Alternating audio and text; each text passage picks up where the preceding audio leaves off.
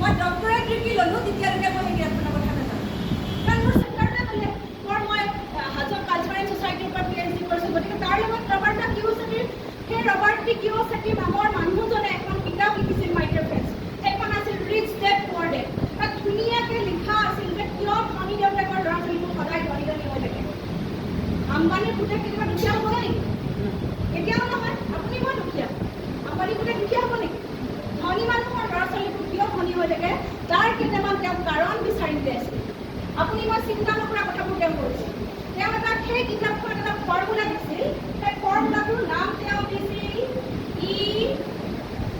ESBI হয় তেওঁ এই ফৰ্মুলা এটা দিছিল এই ফৰ্মুলাটো কি জানেনে তেওঁ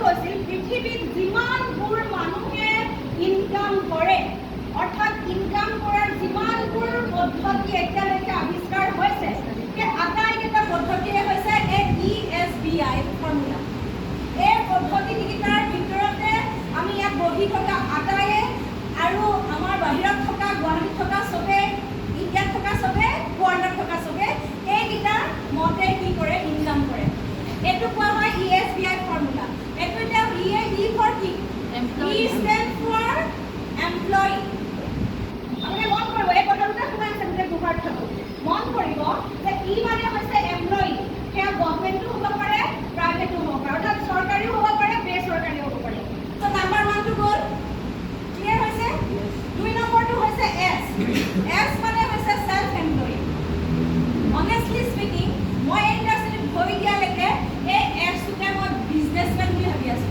অৰ্থাৎ আমাৰ এখন বাগান আছে মোৰ দাদাহঁতৰ আৰু এখন এটা টেণ্ট হাউচ আছে এটা হাৰ্ডৱেৰ ষ্ট'ৰ আছে গতিকে মোক যেতিয়া সুধে তোমাৰ দাদাহঁতে কি কৰে মই গহীনত কৰোঁ বিজনেছ কৰে আমি কাৰণেতো সেইটোৱে দেখি আছোঁ আমাৰ কিবা এটা কৰা মানে বিজনেছ কৰে আমি চাকৰি নাই কৰা যদি কি কৰিছোঁ বিজনেছ কৰিছোঁ লাগিলে কুকুৰা ফাৰ্মেই খোলক লাগিলে গাহৰি ফাৰ্মেই খোলক লাগিলে দোকানে এইবিলাক কোনো বিজনেছ কৰে মই বিজনেছমেন বুলি কওঁ সেইটো কি কোৱা হয় সেল্ফ এমপ্লয়মেণ্ট ক্লিয়াৰ হৈছে কিতাপখন পঢ়ি বিকজ নিজে নিজক দিয়া এটা প্ৰটেকশ্যন অৰ্থনৈতিক প্ৰটেকশ্যন অৰ্থাৎ যিয়ে নিজৰ কাৰণেহে ইনকাম কৰে সেইটোৱে সেল্ফ এমপ্লয়মেণ্ট হয় তেওঁ দোকানীও হ'ব পাৰে কোনোবা প্ৰাইভেট ডক্টৰ এজনো হ'ব পাৰে কোনোবা প্ৰাইভেট লয়াৰ এজনো হ'ব পাৰে মুঠতে এইটো সেল্ফ এমপ্লয়ী তাৰপিছত আছে বিজনেছমেন তেতিয়াহে বিগ বিজনেছমেন তেতিয়াহে মোৰ মাথাত সোমাইছে যে বিজনেছমেন হ'বলৈ হ'লে সেইজন ব্যক্তিৰ তলত 100ৰ পৰা লাখৰ পৰা কৰৰলৈকে এমপ্লয়ী থাকিব লাগিব অৰ্থাৎ তেওঁৰ লগতে সেইজনকে আমি বিজনেছমেন বুলি কওঁ আৰু I ফৰ হৈছে ইনভেষ্টৰ অৰ্থাৎ পইচা ইনভেষ্ট কৰে বহুত মানুহে পইচা ইনভেষ্ট কৰি পেলাই ইনকাম কৰে মই কিন্তু সুদলৈ দিয়া কথাটো কোৱা নাই দেই এই যে সুদলৈ দি পেলাই কাবুলি কিবা কিবি ঢেৰ মাজতে জেং চেং জেলে মই এইটো কথা কোৱা নাই এইটো হ'ল ডাঙৰ এটা ছিষ্টেম হয় পইচাটো ইনভেষ্ট কৰি পেলাই কি কৰে ইনকাম কৰে তাৰপিছত যদি বিগ বিজনেছমেন কৰোঁ আমি একদম আদানী আম্বানী নামেই ল'ব পাৰিব যদি আমাৰ ইণ্ডিয়াৰ প্ৰেক্ষাপটত চাওঁ হয় যদি ইনভেষ্টৰৰ কথা আমি চাবলৈ যাওঁ ডেফিনেটলি ৰতন টাটাজীৰ কথাই আমি পটককৈ মুখত আনিব লাগিব কাৰণ 9খন কেঞ্চাৰ হস্পিটেলত তেওঁ নৰ্থ ইষ্টক বনাবলৈ দি তেওঁ পইচা দিছে আৰু তেওঁ ট্ৰাষ্টলৈকে তেওঁ কৰিছে ইনকাম আহিছে হয় একেলগে আমি ক্লিয়াৰ হ'লোঁ ইয়াৰ উপৰিও কিবা পদ্ধতি আছে নেকি কিবা এই 4টা পদ্ধতিৰে আমি ইনকাম কৰিব লাগিব হয় চাকৰি কৰিব লাগিব নহ'লে হয় প্ৰাইভেট বা গভৰ্ণমেণ্টত কৰিব লাগিব নহ'লে নিজে নিজে কিবা এটা কয় কয়লা ফাৰ্ম এখন দি হ'লেও চলিব লাগিব জোতাৰ দোকান এখন দি হ'লেও চলিব লাগিব বিগ বিজনেছমেন হ'ব লাগিব বা ইনভেষ্টৰ হ'ব লাগিব হয় আৰু এটা আছে ইনকাম কৰা ৰাস্তা মই অকণ পিছলৈ কওঁ এইটো আমাৰ বিতুপন ছাৰে খুব জোৰ দিয়ে সেই কথাটো মোৰো ভাল লাগে আৰু এটা আছে সেইটো মই অলপ পাছলৈ ৰাখিম যে এই কথাকেইটা তেখেতে এটা ইয়াৰ পিছৰ কথাটো পঢ়িহে মোৰ চকু মূল খাই গৈছিল তেখেতে কৈছে যে ৱৰ্ল্ডৰ চবচে বেছি এই পদ্ধতিটোৰে অৰ্থাৎ ই আৰু এছ শ্ৰেণীৰ মানুহখিনিয়ে ইনকাম কৰে এই ৰাখোৰে তেওঁ কৈছে যে 95% মানুহে এই পদ্ধতিটোৰে কি কৰে ইনকাম কৰে আৰু অনলি 5% মানুহে এই পদ্ধতিটোৰে ইনকাম কৰে বুলি কৈছে অৰ্থাৎ তেতিয়াহ'লে বিগ বিজনেছমেন আৰু ইনভেষ্টৰৰ সংখ্যা ৱৰ্ল্ডত তেতিয়া আমাৰ ইউৰত থাকিব পৰা হয় গতিকে 5% মানুহ তেওঁ কৈছে যে 95% মানুহে ই আৰু এছ পদ্ধতিৰে ইনকাম কৰে বাকী 5% মানুহে কৈছে তাৰ পিছৰ লাইনটো পঢ়িটো মই আৰু ভয় খাই গ'লোঁ। তেতিয়ালৈকে একো মাথাৰ গমেই পোৱা নাছিলোঁ যে কি হৈ আছে। তেওঁ কৈছে এইফালৰ মানুহখিনি আকৌ অন্ততঃ মাত্ৰ 5%হে জমা পুঁজি থাকে। মই 3বাৰ 4বাৰ কৈছোঁ লাইন আৰে 95% মানুহে য'ত কাম কৰি আছে তাতেতো ইনকামটো বেছি থাকিব লাগিছিল, তাতেতো থাকিব লাগিছিল। তেওঁ কৈছে যে এইফালৰ মানুহখিনিৰ ওচৰত জমা পুঁজি অৰ্থাৎ এছেট 95% মজুত থাকি বুলি কৈছে। মই প্ৰথমতে মানুহে লোৱা নাই, তেওঁতকৈও বৰ ভাল লাগিছে। হয়, গতিকে কৈছে যে যেতিয়া মই লকে পঢ়িলোঁ, যেতিয়া মই ভিতৰলৈ গৈ পঢ়িছোঁ, তেতিয়া মই মন কৰিছোঁ যে হয় আমি এই ৰুমটোত বহি থকা কোনোবা আছোঁ নেকি এইটো চাইডত? আছোঁ নেকি? থাকিলেতো আৰু বহিয়ে নাথাকোঁ ন, কিন্তু কুৱেশ্যন কৰিছোঁ হয়নে? তাৰমানে প্ৰমাণ হৈ গ'ল যে 95% মানুহ সঁচাকৈ এই পদ্ধতিটোৰে ইনকাম কৰে। ক্লিয়াৰ? এটা কথা কওঁ, ৰতন টাটাৰ ওচৰত বেছি পইচা আছে নে অনিল আম্বানীৰ ওচৰত বেছি, মুকেশ আম্বানীৰ ওচৰত বেছি পইচা আছে নে আপোনাৰ মোৰ ওচৰত আছে? মই অলপ পঢ়িলোঁ, পঢ়ি পেলাই গম পালোঁ যে এইটো এটা একদম প্ৰুভেন চিষ্টেম এটা কথা কৈছে। হয়, গতিকে এইটো মই এগ্ৰী কৰোঁ যে হয় 95% মানুহে, এই 5% মানুহৰ ওচৰত 95% এছেট আছে, সম্পত্তি, ধন, টকা পইচাৰ দৌলত জমা আছে, আৰু আমাৰ ওচৰত 5% আছে। নহ'লেনো এই মাহৰ ৰিচাৰ্জটো গৈ পিছৰ মাহলৈ চিন্তা কৰিবলগীয়া হয়নে? হয়নে? তেওঁ এটা কথা কৈছিলে যে কিমানটো ডেফিনেটলি কাৰণ থাকিব, ইয়াৰ কাৰণ থাকিব, কাৰণটো জানিব বিচাৰে? কাৰণটো জানিব বিচাৰে? কাৰণটো হৈছে নাম্বাৰ 1 কাৰণটো হৈছে তেওঁ কৈছে যে এইফালৰ মানুহখিনিয়ে কি কৰে, ইণ্ডিভিজুৱেল ৱৰ্ক কৰে, অৰ্থাৎ অকলে কাম কৰে। মোৰ চাকৰিটোৰ কাৰণে মই কাম কৰোঁ, ছাৰৰ কামটোৰ কাৰণে ছাৰে কাম কৰে, তেখেতৰ কামটোৰ কাৰণে তেখেতে কাম কৰে, দুলু বাইদেউৰ চাকৰিটোৰ কাৰণে দুলু বাইদেৱে কাম কৰে, অৰ্থাৎ অকলে কাম কৰে। দুলু বাইদেৱে চাপ'জ আজি যাব নোৱাৰে, তেওঁৰ জেগাত তেওঁ প্ৰত্যেকবাৰ হাজবেণ্ডক উঠাই দিব পাৰিম নেকি? পাৰিম নেকি? তেনেকুৱা নিয়ম আছে নেকি ইণ্ডিয়াত? কথা ক'ব আকৌ, নহ'লে একদম মানে হয় আছে নেকি? নাই। অৰ্থাৎ আমাৰ এটা নিয়মেই নাই যে এই কাৰোবাৰ জেগাত কাৰোবাক পঠাই দিব কাৰণে। আজি মোৰ দাদাই এখন দোকান দিয়ে, মোৰ দাদাৰ এখন বাগান আছে, তাত মই বহি থাকিলে হ'বগৈ নেকি? একোতো বুজি নাপাওঁ। কি কৰিব লাগে, কোনটো চিমেণ্টৰ কিমান দাম, কি কথা নাজানো নেকি? নাজানো। কিন্তু দাদাই যদি নাযায়, দোকানখন যদি চাটাৰ বন্ধ থাকে, ইনকাম হ'ব নে? নহ'ব। ইনকাম হ'ব? হ'বনে? নহ'ব। গতিকে তেওঁ কৈছে যে এই মানুহখিনিৰ হাতত অনলি 5% জমা থকাৰ মূল কাৰণটো হৈছে ইণ্ডিভিজুৱেল ৱৰ্ক, অৰ্থাৎ অকলে কাম কৰোঁ। লাষ্টলৈকে শুনিছে মাতটো? দেখিছে? দেখাটো নাই? দেখিছে আপুনি? Individual work. তেওঁ সমীক্ষা কৰি গম পাইছিল যে এই মানুহখিনিয়ে কি কৰে, টিম ৱৰ্ক কৰে। হয়, এই মানুহখিনিয়ে টিম ৱৰ্ক কৰে। আৰু তেওঁলোকে কৈছিল যে তেওঁ সেইকাৰণে এই মানুহখিনিৰ কি হয়, লিমিটেড ইনকাম হয় বুলি কৈছে। এই মানুহখিনি লিমিটেড ইনকাম বুলি কৈছে। অৰ্থাৎ দুলু বাইদেউকে উদাহৰণ দিছোঁ, দুলু বাইদেউ এগৰাকী শিক্ষয়িত্ৰী, তেওঁৰ মানে কৰ্তৃপক্ষই ক'লে যে আপোনাক 20,000 টকাত আমাৰ স্কুলখনত চাকৰিত এপইণ্টমেণ্ট দিছোঁ। হয়, তেওঁ দিয়াৰ লগে লগে তেওঁ ইচ্ছা কৰিলে তেওঁ 40,000লৈ বহাই ল'ব পাৰিব নেকি? পাৰিব নেকি? নোৱাৰে। অৰ্থাৎ তেওঁক এটা টাইম ধৰি দিছে যে আপুনি ৰাতিপুৱা 9:30 বজাত বা 9টা বজাত স্কুল আহিব লাগিব, বা 8:45ত স্কুল পাব লাগিব, আৰু আপুনি 2টা 2:30 বজাত যাব পাৰিব।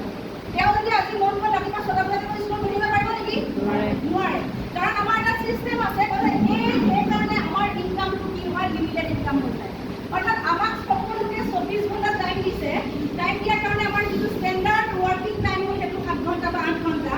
গতিকে 7 ঘণ্টা বা 8 ঘণ্টাৰ ভিতৰতে যিহেতু আমি কাম কৰোঁ আমাৰ পৰিয়ালটো চলাবৰ কাৰণে, সেইকাৰণে আমাৰ যিটো কৰ্তৃপক্ষই ধৰি দিয়ে বা সেই কিমানটোৰ ভিতৰতে আমি পইচা পাব পাৰোঁ। এতিয়া যদি মোক কৰে, ইয়াততো আমাৰ চেল্ফ এমপ্লয়ো আছে। এতিয়া মই চেল্ফ এমপ্লয়টোৰ কথাই ক'লোঁ, চেল্ফ এমপ্লয়ো আছে। চেল্ফ এমপ্লয়ো মানুহে সিহঁতিও 8 ঘণ্টাৰ পৰা 10 ঘণ্টা খুব বেছি নিজৰ কাম, তুমি 12 ঘণ্টা কাম কৰিব পাৰিব। এদিন খুব বেছি 16 ঘণ্টা কাম কৰিব পাৰিব। 16 ঘণ্টাকে যেতিয়া বছৰ কওকচোন চাওঁ বাহঁতে হয়। গতিকে তেওঁলোকে ইনকামটো লিমিটেড ইনকাম কৰিছে। ইহঁতৰ ফালে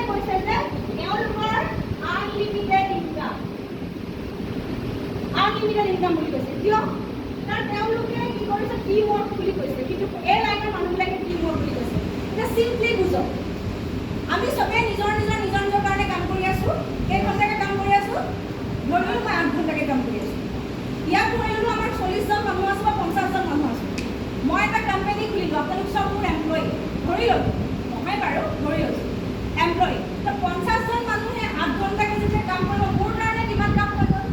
50 into 8 hours হ'লে নাই? মোৰ কাৰণে কামটো বহুত বেছি হৈ গ'লে নাই? কাৰণ এইটো টিম ৱৰ্কত আপোনালোকে মোৰ কাৰণে কাম কৰি আছেনে নাই? আপোনালোকে নিজৰ কাৰণে, নিজৰ ঘৰখন চলাবৰ কাৰণে 8 ঘণ্টাকৈ মোৰ কাৰণে চাকৰি কৰি আছে। কিন্তু এই 50জন মানুহ বা 100জন মানুহে, 100জনে আছে ইয়াতে, 100জন মানুহে 8 ঘণ্টাকৈ কৰাৰ লগে লগে মোৰ টাইমটো বাঢ়ি গ'লনে নাই?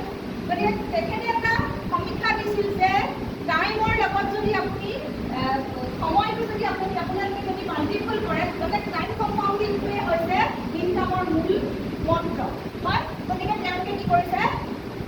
টিম ৱৰ্ক কৰাৰ কাৰণে তেওঁলোকৰ ইনকামটো আনলিমিটেড হৈ গৈছে। যদি মই আম্বানীৰে উদাহৰণ দিওঁ, আম্বানীয়ে তেওঁৰ তলত 1 লাখ এমপ্লয়ী ৰাখি থৈছে। তো 8 লাখ কোম্পানীটো তেওঁ পৰ্যবেক্ষিত হৈ নাই। ডেফিনেটলি 8 ঘণ্টাত যিটো মোৰ কাৰণে দৰমহা আহিব বা পইচা আহিব, 8 লাখ ঘণ্টাত বেছি আহিব নে নাই? ডেফিনেটলি বেছি আহিব, ডেফিনেটলি বেছি আহিব। গতিকে সেইটো বুলি কৈছে। আৰু এটা সমীক্ষা তেওঁ দেখাইছিলে, তেওঁ কৈছে যে এই মানুহখিনিৰ সেইকাৰণে এই মানুহখিনিৰ ইনকামটো এক্টিভ ইনকাম বুলি কৈছে। এই মানুহখিনিৰ ইনকামটো এক্টিভ ইনকাম বুলি কৈছে। কেনে এক্টিভ ইনকাম বুলি কৈছে? ছাপ'জ আজি মই ইয়াৰ পৰা গৈ থাকোঁতে 6 মাইলত মোক খুন্দিয়ে চেটেল হৈ ল'লোঁ, হৈ ল'লোঁ। মই যিটো ইনকাম কৰি আছোঁ বন্ধ হৈ যাবলৈ নাযায়, বন্ধ হৈ যাবলৈ নাযায়, টাকা বন্ধ হ'ব, হয়নে? এইটো কাৰণেই বন্ধ হ'ব যে এক্টিভ ইনকাম কাক বোলে? যেতিয়ালৈকে আপোনাৰ মন মগজু সুস্থ, প্লাছ এনভাইৰমেণ্টটো ঠিক থাকিব লাগিব। কিন্তু ক'ভিডৰ সময়ত আমি চব সুস্থ আছিলোঁ, কিন্তু এনভাইৰমেণ্টে আমাক ইনকাম বন্ধ কৰাই দিছিল, হয়নে? এনভাইৰমেণ্টটো ঠিক থাকিব লাগিব, যে যেতিয়া চব ঠিকে থাকিব আৰু যেতিয়ালৈকে আমি কাম কৰি থাকিব পাৰিম, আমাৰ বডিয়ে কাম কৰি থাকিব পাৰিব, তেতিয়ালৈকে আপুনি ইনকাম কৰি থাকিব, আদাৰৱাইজ হয়। সেইকাৰণে এক্টিভ ইনকাম বুলি কৈছে। কিন্তু এইফালৰ মানুহখিনিক কৈছে কি বোলে? পেছিভ ইনকাম বুলি কৈছে। আমাৰ খাটি অসমীয়াত ক'বলৈ গ'লে সক্ৰিয় ইনকাম আৰু নিষ্ক্ৰিয় ইনকাম। সক্ৰিয় মানে আহি আছে, নিষ্ক্ৰিয় ইনকামটো হ'ল নিষ্ক্ৰিয় মানে মনে মনে আহি আছে, হয়? আপুনি এটা নিৰ্দিষ্ট সময়লৈকে কামটো আপুনি কৰিব, কামটো কৰি আগুৱাই লৈ গ'ল। তাৰপিছত আপুনি কিবা কাৰণত আপোনাৰ এক্সিডেণ্টত হাত ভৰি ভাগিল, আপোনাৰ কিবা এটা প্ৰব্লেম হ'ল, কিবা এটা হৈ পৰিল, আপুনি তেতিয়া কাম কৰিব নোৱাৰিলে। মনত পৰিব, আকৌ এটা কৈছোঁ, ভুল কনচেপ্ট এটা লৈ আমাৰ বহুতে কাম নকৰিলেও পইচা আহে বুলি ভাবে। নিৰ্দিষ্ট এটা সময়লৈকে আপুনি ছেটআপটো বনাই ল'লে, তাৰপিছত আপুনি কিবা কাৰণত কৰিব নোৱাৰা হ'ল, তেতিয়াও আপোনাৰ ঘৰতে কিন্তু ইনকাম আহি থাকিব। আপোনাৰ ল'ৰা ছোৱালী দুটা আপুনি বিচনাত পৰি থাকিলেও পঢ়াব পাৰিব, খৰচ আহি থাকিব, আপোনাৰ একাউণ্টত পইচা সপ্তাহে সপ্তাহে হয়, মাহে মাহে সোমাই থাকিব। সেইটোকে কোৱা হৈছে নিষ্ক্ৰিয় ইনকাম। এতিয়া তেওঁ এটা কথা কৈছে যে সেই কিতাপখন মই ইমানখিনি পঢ়িলোঁ, গতিকে আমাৰো মন যায় নে নাযায়? এই 95ৰ পৰা 95% ওলাই আহিব মন যায় নে নাযায়? যায় নে নাযায়? গোটেই একদম আঁঠু কাঢ়ি জীৱনটোলৈকে যোৱালৈকে ইনকাম কৰি থাকিবলৈ মন যায় জানো? মন যায় জানো? আমাৰ মাহঁতৰতো লাভ ভালেই আছিল। কালি মই মাক কৈছোঁ, তোমালোকেতো আৰু ঘৰত থাকোঁতে তুমকে সোমাই, কাৰণ পেঞ্চন আছিল।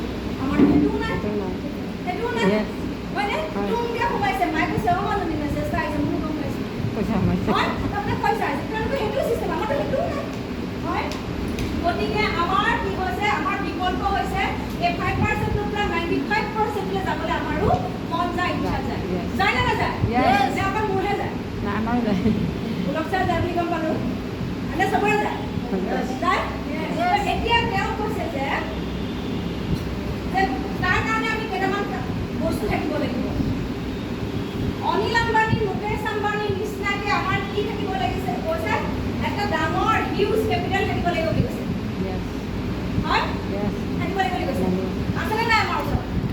100 কোটি টকা এটা দি দিওঁ, ফটকে কোম্পানী এটা খুলি লওক, এই 95ৰ পৰা 5%ৰ পৰা 95লৈ গুচি যাওঁ, হ'বনে? আছে নেকি আমাৰ এই কোটি টকা? নাই। তো তেওঁ কৈছে লগতে কেপিটেল ধৰি দিলোঁ, কিবা কাৰণত একদম মানে পালাও দিনৰ চেকেটা পাই গ'লোঁ, 100 কোটি টকা এটা মই মাত্ৰতে হেৰাই পাই গ'লোঁ, ঠিক আছে। তো নেক্সট কি লাগিব বুলি কৈছে? নলেজ লাগিব বুলি কৈছে, নলেজ লাগিব বুলি কৈছে। কাৰণ নলেজ নহ'লে একো কামতে আপোনালোকে আগবাঢ়িব নোৱাৰিব। ছাপ'জ আপোনাক জোতাৰ দোকান এখন খুলিব দিলোঁ, পইচাটো দি দিলোঁ, আপোনাৰ যদি একো নলেজেই নাই, দোকান কেনেকৈ খুলিব লাগে, এমপ্লয়ী কেনেকৈ চলাব লাগে, একো নাই, আপুনি পাৰিবনে? নোৱাৰে। তাৰপিছত